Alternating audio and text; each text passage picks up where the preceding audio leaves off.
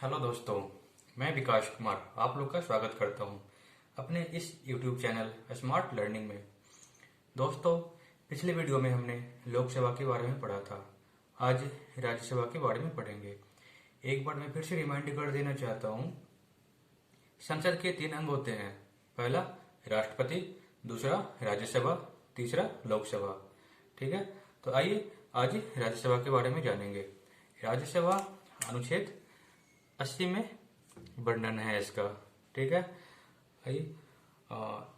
राज्यसभा का पहली बार गठन 3 अप्रैल 1952 को हुआ था और इसका पहला बैठक 13 मई 1952 को हुआ था।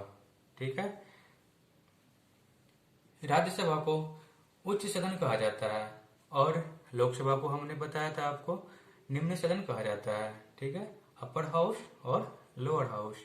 इसे अस्थायी सदन भी कहते हैं। अस्थायी सदन इसलिए कहते हैं क्योंकि यह कभी भंग नहीं होता है, ये अस्थायी होता है, इसका कभी विघटन नहीं होता है। जबकि लोकसभा को अस्थायी सदन कहते हैं, उसका कभी भी विघटन हो सकता है, कभी भी भंग हो सकता है, इसलिए लोकसभा को अस्थायी सदन कहते हैं। ठीक है, राज्यसभा को विशेषज्ञ सदन भी कहते हैं। विशेषज्ञ सदन इसलिए कहते हैं क्योंकि इसमें 12 कैंडिडेट ऐसे मनोनीत किए जाते हैं जो अपने क्षेत्र में विशेषज्ञ हो, इसलिए इसे विशेषज्ञ सदन भी कहते हैं।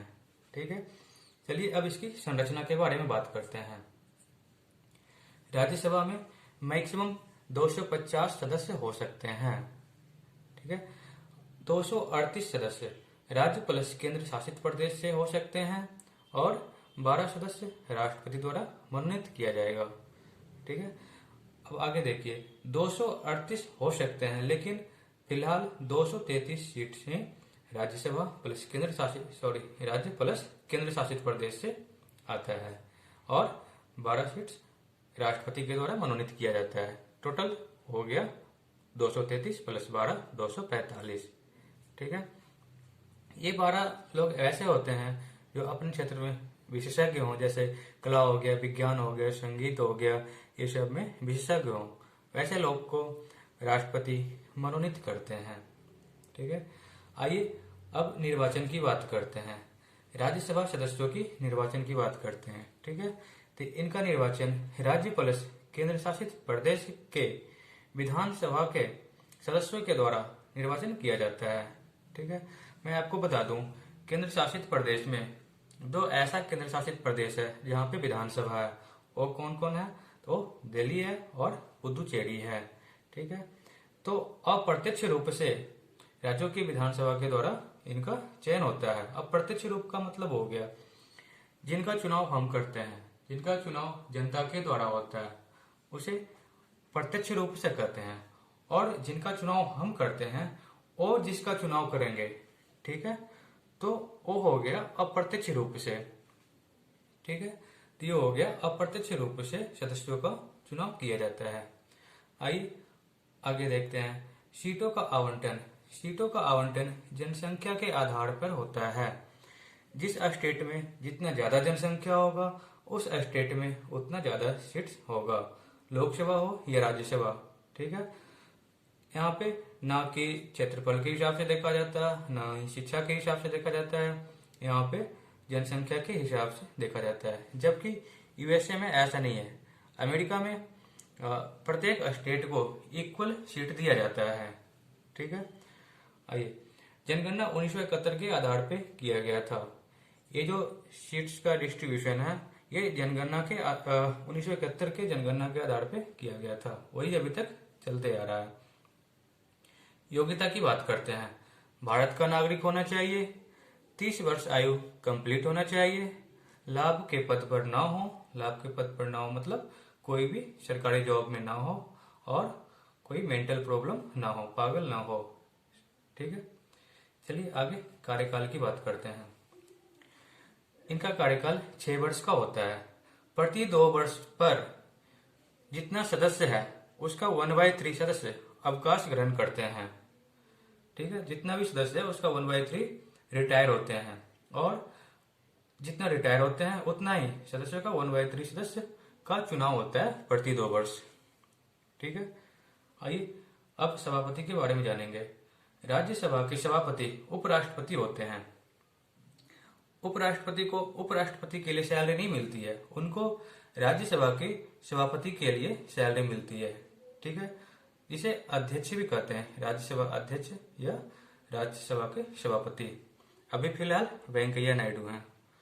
उपसभापति की बात करते हैं। उपसभापति सदस्यों से चुना जाता है, सदस्यों के द्वारा। राज्यसभा के सदस्यों से ही एक सदस्य को उपसभापति के लिए चुना जाता है, ठीक है। अभी फिलहाल हरिवंश नारायण जो कि जदयू से हैं, ये उपसभापति हैं राज्यसभा के। आइए थोड़ा करंट में देखते हैं। अभी करंट में सदन के नेता थावर चंद गहलोत हैं जो कि बीजेपी से हैं, और विपक्षी के नेता गुलाम नबी आजाद हैं जो कि कांग्रेस से हैं। आइए कुछ विशेष जानते हैं राज्यसभा के बारे में, ठीक है। अनुच्छेद 249 के तहत राज्यसभा 2/3 से पारित करेगा। राज्य सूची के विषय पर राष्ट्रीय महत्वपूर्ण के लिए केंद्र कानून बना सकती है। यह है अनुच्छेद 249 के तहत, ठीक है। आइए अनुच्छेद 312 के तहत देखते हैं। अखिल भारतीय सेवा। अखिल भारतीय सेवा राज्यसभा 2/3 से पारित करेगा, ठीक है। अखिल भारतीय सेवा में हो गया आयुष हो गया, आईपीएस हो गया, आईएफएस हो गया, इंडियन एडमिनिस्ट्रेटिव सर्विस हो गया, इंडियन पुलिस सर्विस हो गया, इंडियन फॉरेस्ट सर्विस हो गया, ठीक है। तो राज्यसभा 2/3 से पारित करके बताएगा कि ये अखिल भारतीय सेवा में शामिल हो सकता है या नहीं, ठीक है। आइए आगे देखते हैं। उपराष्ट्रपति राज्यसभा में पहले होगा हटाने के लिए पद से, ठीक है। उपराष्ट्रपति को अगर हटाना हो तो सबसे पहले राज्यसभा में पारित किया जाएगा, उसके बाद लोकसभा में। जबकि राष्ट्रपति में ऐसा नहीं है। अगर राष्ट्रपति को हटाना है तो राज्यसभा हो या लोकसभा, किसी में भी पहले पारित किया जा सकता है, लेकिन उपराष्ट्रपति को हटाने के लिए पहले राज्यसभा में पारित किया जाएगा, ठीक है। धन विधेयक। धन विधेयक कोई भी धन विधेयक पहले लोकसभा में जाता है, फिर 14 दिन के लिए राज्यसभा में जाता है।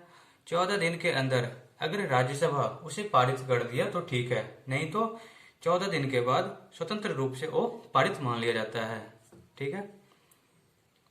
आइए कुछ और देखते हैं। पहला सभापति राज्यसभा के पहला सभापति डॉक्टर एस राधाकृष्णन थे, ठीक है। एग्जाम में अक्सर ऐसा भी क्वेश्चन पूछ लिया जाता है कि ऐसे राज्यसभा के सभापति कौन थे जो लगातार 2 बार अपने पद पे रह चुके हैं। तो वो थे डॉक्टर एस राधाकृष्णन, कंटिन्यू 2 बार अपने पद पे ये रह चुके हैं। पहला उपसभापति थे श्री एस.बी. कृष्णमूर्ति राव, ठीक है दोस्तों। तो यहाँ पे हमारा राज्यसभा का वीडियो खत्म होता है। अगर आपको अच्छा लगा हो तो लाइक करें, सब्सक्राइब करें, अपने दोस्तों को शेयर करें, और अगर कोई डाउट हो रहा हो तो आप कमेंट करें, कमेंट में पूछ सकते हैं, और कुछ भी प्रॉब्लम हो तो आप पूछ सकते हैं, ठीक है दोस्तों। चलिए, धन्यवाद।